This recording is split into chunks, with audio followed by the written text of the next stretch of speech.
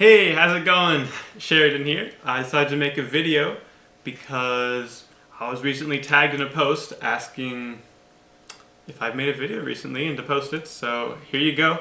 I want to make this video about the 5 important things that I have personally learned in the last 6 months of selling books on Amazon FBA. Now, if you don't know, selling books on Amazon is awesome. If you can learn how to source books, you can do pretty well on them. You can find books that are worth upwards of $50, $70, even $100, as well as plenty of lower profit books which help pay the bills. The thing that I think is one of the most important things is having appropriate profit triggers set for your scouting app.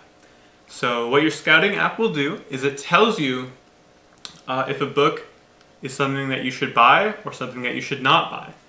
And you are the one who makes those settings. So you can tell your scouting app to give you an okay if a book is $2 profit or more, or maybe you want to only pick up books that are $3 profit or more, or $5 profit or more.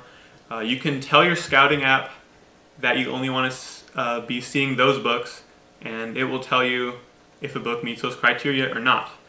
I personally have my profit triggers set at $3, but I pay 50 cents per book, so it's actually $2.50 profit. But anyway, this is what it looks like when it tells you if you should buy a book or not. And having profit triggers set will really just decide what kind of books you're getting, what kind of profits you're going to get. And I'll give you a couple tips on it. So the first tip that you should know is prices fluctuate, especially on books. There are so many people now that are getting into selling books, and people that are using automatic repricers which price their books. I personally do use one because it makes it so much easier to have prices on your books.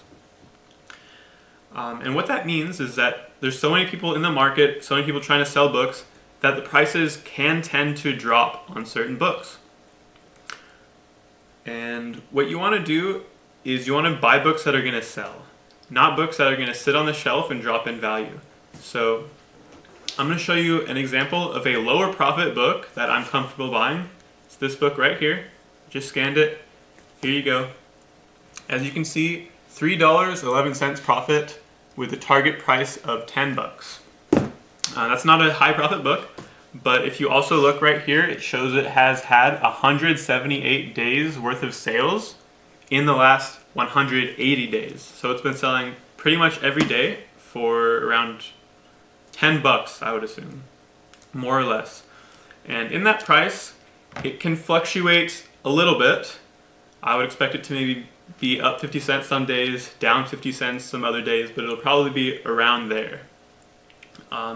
So you want to leave yourself a little bit of wiggle room in your profit triggers for price fluctuations.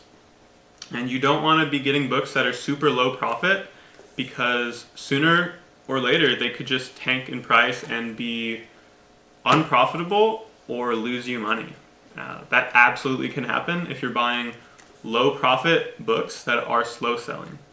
In cases like this, it's low profit, but it's fast selling, so it's a good one for me. Alright. Point number 2 is that if you have time when you're skimming through books, maybe at thrift stores or whatnot, you want to skim through the books, open up the pages, look at them, see if there's any markings in them, see if they're highlighted a bunch, written in a bunch, because sometimes they really are, and that can make or break whether or not you should buy a book. So let's say a book is a low profit book, like this one for example, but let's say it was even lower. Let's say my apps told me it was $2 profit, okay? And let's say this book had a ton of writing and highlighting in it. Well, guess what? That book is going to have to be sold in acceptable condition at best. And if you're doing that, people are going to want to pay less for it. They're going to go for the better condition books that are probably priced a little bit higher, but they're going to not buy your acceptable condition book. And for you as a seller, it's not worth selling super low profit books in acceptable condition because they're not worth as much and you can make little or no money on them. So yeah, I suggest point number 2, skim through books before you buy them if you can. At least lower profit items. And textbooks and text workbooks tend to have writing in them, so look through those too. Okay, point number 3 that I've learned selling books is you want to wait until you have a large quantity of them stocked up before you send out a shipment. If you're just getting into it, that's fine. You can start shipments with lower amounts of books, but I personally like to wait until I have at least 250 books before I will scan them in and ship them out to Amazon. The reason I wait that long until I have so many books is because it makes the process more efficient and it will give you less split shipments. So if you don't know, Amazon will split up your shipments when you are sending them inventory. They'll tell you to send 100 books to this warehouse, 50 books to this warehouse, 200 books to this warehouse, and it'll get split up. And you will be saving money on shipping if you're sending in larger quantities. So you'll be able to send in a bunch of 50-pound boxes, which will be lower on overall shipping costs, as well as more time efficient for you, because the process of selling books is kind of long. Well, it's tedious, is what I meant to say. All right. So point number 4 is that you want to fine-tune your repricer settings. So when you're selling books, or anything really, and you're selling on Amazon, you have so many items in your inventory, hundreds of items, thousands of items, you're not going to be able to always manually go in there and price every item individually according to what the market happens to be at that time. That's impossible. It's a monumental task that nobody's going to do. No one has time to do. It's not even worth doing it. But what a repricer will do is it will automatically change your items' prices according to your predetermined settings. And you want to make these settings appropriate. You want to make them good so that you are getting good prices for the items you're selling, but you're not tanking the prices. And this is a key point that a lot of newer sellers make, is they tank prices, whether it's accidentally or on purpose. And they will do this by pricing things way under the competition. This is not necessary most of the time. Like if an item is selling for $15, don't come in and price it for $12 or $13. Don't be undercutting things by too much, because not only are you shortchanging yourself, but if someone else comes in and undercuts you, it's really going to start driving the price down, especially if more people start joining the repricing battle. Sooner or later, you might have 5 people that are now pricing it at like $13, then it's going to be $12, then it's going to be $10, and it's going to be not profitable to sell. So don't tank prices. And to elaborate on this 4th point, which is to fine-tune your repricer settings, I suggest that if you want to undercut your competition, which I totally understand, I totally get, you want to be selling your items, please undercut them by a low margin, which means a penny, maybe 2 or 3 pennies if you want, or like 1% of the price. But not anything more than that, not anything significant that will drive down the price real quickly. An example of a bad setting would be if you have your repricer set to undercut by 5%. And the reason that would be a bad thing to do is, let's say I have this book here selling for $10. And for this example, let's say it's a slower selling item. Maybe in the book category it's like rank 1,000,000, where it's going to sell, but it'll be a little bit slower. But it's at $10. And I'm currently in the market, I'm currently have it priced at $10. And then some guy comes in and he uses a repricer. And he has his settings to undercut me by 5%. So what that's going to do is it's going to now price his book 50 cents lower than mine. 5% of $10, 50 cents lower. So now he's going to be priced at $9.50.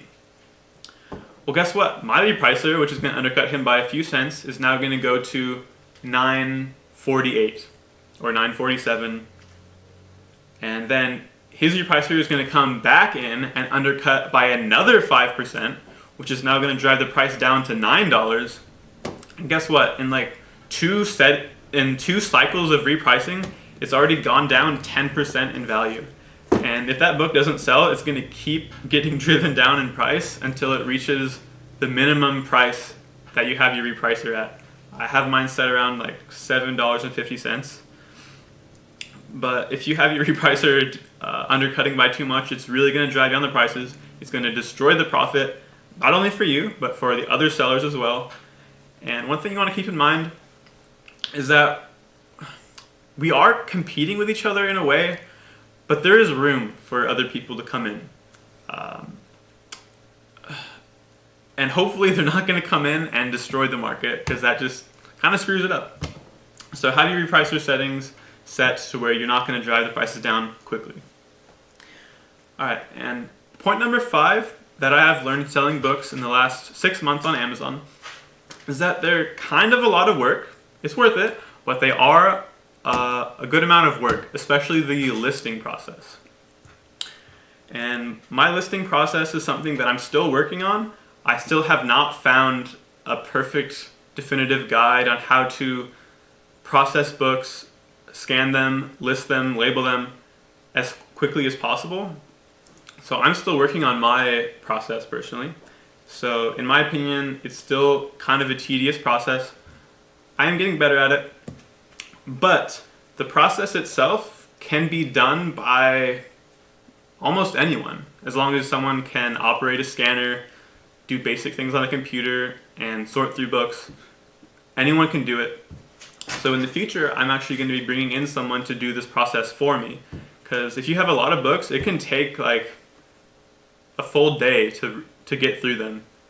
And in a full day, I could be listing stuff on eBay. I could be going through my items on Amazon that I need to reprice, which is only a relatively small amount of inventory, but it's still a thing that needs to be done.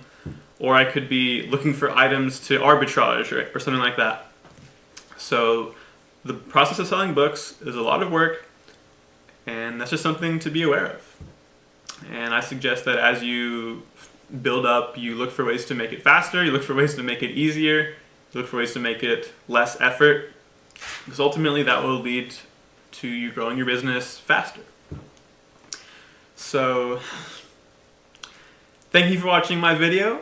I hope you learned something useful. If you got any questions about anything I said in this video, please leave it in the comments, because I will love to respond. I'd love to hear from you. What do you think about selling books? Do you have any tips on how to sell books? Let me know. Catch you next time.